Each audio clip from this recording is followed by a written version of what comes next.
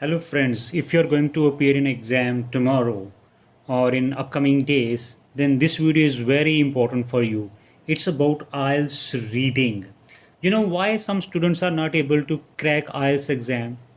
Sometimes what happen, the kind of questions they get, they are really very problematic for them, very difficult. For example, I'm sharing this test with you, and you yourself can see the first passage, the concept of intelligence, which is something very philosophical type, and having questions like which paragraph contains the following information. And you see there are only 1 2 3 question sentences and the paragraphs A to J.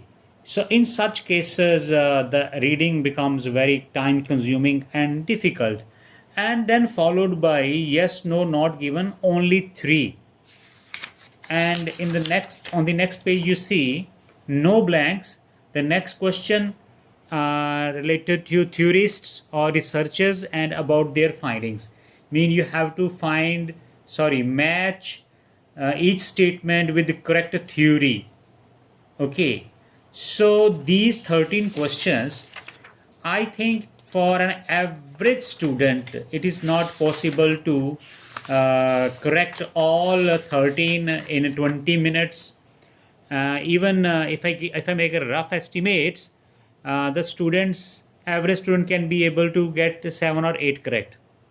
I have also this test for my students in mock test, and most of the students in the first passage were able to get 7 to 9 out of 13, and they themselves said that they wasted nearly, sorry, I should not say waste here, they spent around 30 minutes on the first passage.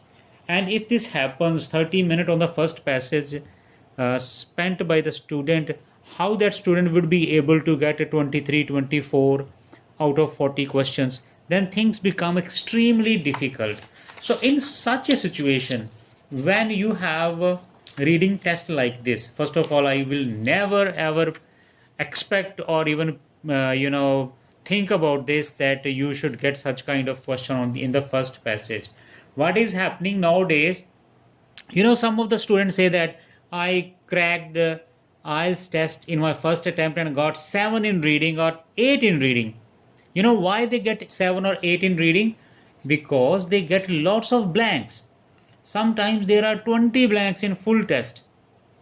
If this thing happens, then it becomes easier for the students to get 7, 7.5 or 8 band. But if unfortunately if they get first passes like this with no blanks, then I don't think that for average student or ordinary student is possible to get 7 band. Then they, most of the students have to satisfied with 5.5, hardly manage to get 6. Okay, now let's go to the second passage. Again, in the second passage, you have paragraphs, and you have to which paragraph contains the following information. This is, I think, more difficult than list of headings. Here you have to read all these sentences first, understand them, then step by step you have to read the paragraphs, scan the information, required information, and this information is not usually having the same words.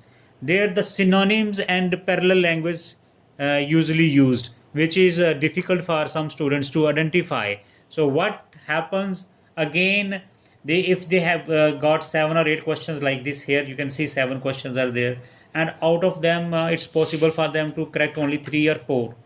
And the next is MCQ type, which of the two following true for the given statement. And then you get 1 2 3 4 blanks, only 4 blanks. The situation is really critical, and I will tell you that how to manage all that. Purpose of this video is that if you get a difficult type of reading, and how you should be able to get minimum 6 band and can comfortably get 23 out of 40. Okay, before I tell you further, third passage, I have some information for you. Students, we have started online classes, and if you are interested in getting online classes, you can WhatsApp on this number, and discuss with us the further details. These online classes are for both academic and general training students. Okay, after this advertisement, let's go to the passage 3. And the passage 3 again, list of researchers, and you have to match with the statements. They are also difficult because you can see here there are 7 researchers and only 3 statements are there. It means that you have to unnecessarily read those researchers which do not having any kind of matching statement with them. So it's again a time wastage. And sometimes what happens, even one name, for example here, Robin, if you get this Robin name mentioned at 4 or 5 places, it has become very very difficult how to handle such questions. And then yes, no, not given, it's okay.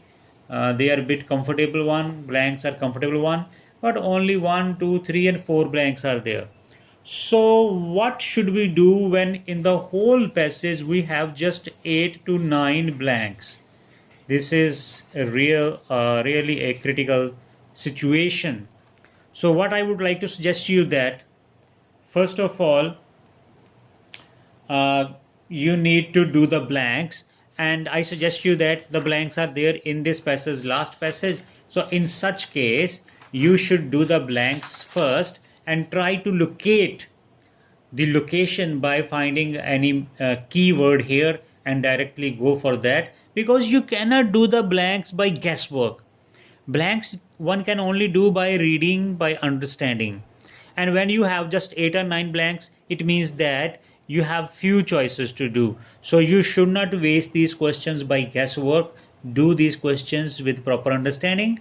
After doing the blanks, focus on yes, no, not given questions, and such questions you should do in the end, because these can be done by guesswork, or this can be done by quick scanning. So I suggest you that list of researchers you should do in the end.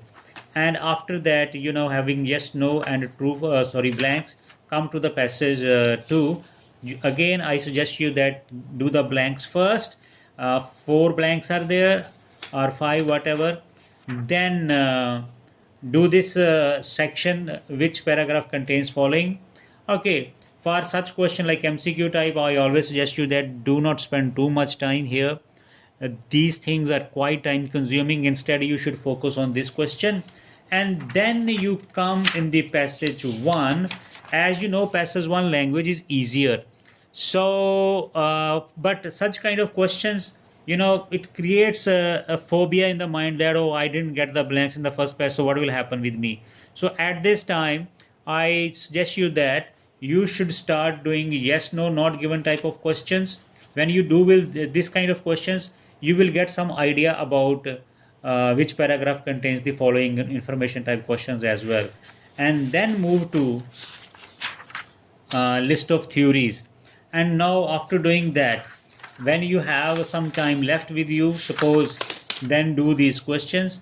If you have time, you do them sincerely. If you don't have time, then you can quickly scan the information, and whatever the idea you get, you should do accordingly. So one important tip that I'm going to share with you, that is really very important for you, that never love your questions. What does it mean? That I have seen that some students, what they do, for example here, suppose they have found this information in the passage, but they are not able to relate with any researcher. They find that this information is related to more than 2 researchers or 3 researchers.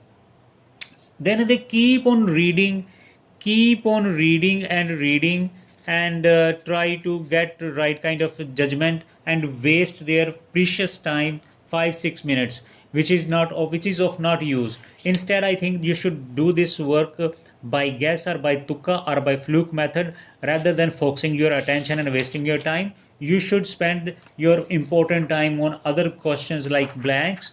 And time is, people say that time is money. Here I say that times mean bands. So try to save your time as much, so that you can focus your attention at the last on difficult questions. So all that I want to say, that it is possible that where sometimes students get unconventional type of reading question papers or reading tests which they have never expected or which they never think about, and they get such kind of, but you should be mentally ready for such situations and able to be manage such situations so that you can at least get your minimum score that you need to go abroad. Thank you.